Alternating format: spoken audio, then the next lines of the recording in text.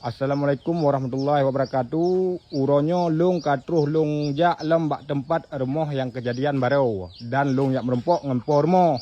Ya, yang bahwa lung yak pegah masalah rumahnya yang urang drone kadang na yang sebahagian na pegah rumahnya hana urang dua. Nyo kalung merempok empang. Nyo rumah ilung janda kompak ni ku sabo. Ilung hana sapuna kopi. Dan natrip kan tengah bermohyo ini. Drip kawacu.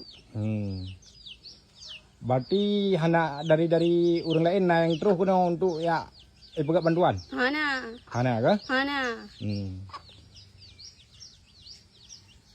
Dan rumahnya pi buka na water.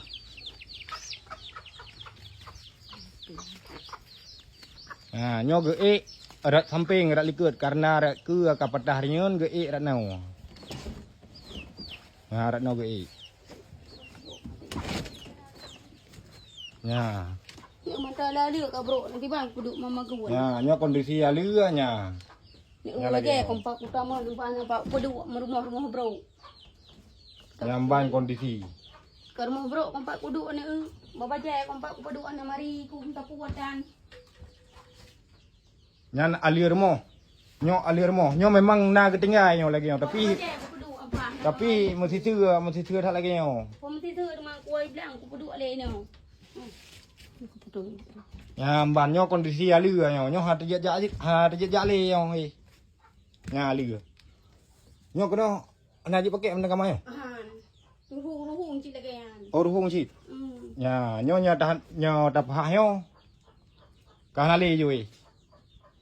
Ka bro lalu ka krep krop. Mohon perhatian dari pemerintah Kabupaten Aceh Utara dan nejak kalian kena ataupun nejak survei tempat kena. Ya, yang nenging kalian nyata.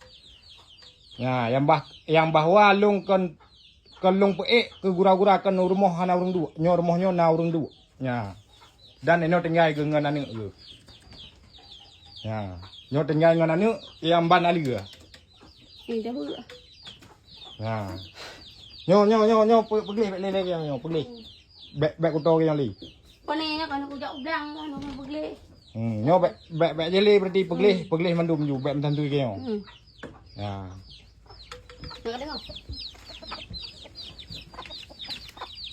Nyamban kondisi. Nyan ali lah kali ni yang ha terjejak ali. Ya, binti. Nyo rumahnya na urang, dua ketinggalnya. Nyo nan getnyan Mariana tinggal di Desa Tempun, Kecamatan Samtalera Bayu, Kabupaten Aceh Utara. Ya, nyo hana urang peduli. Ya.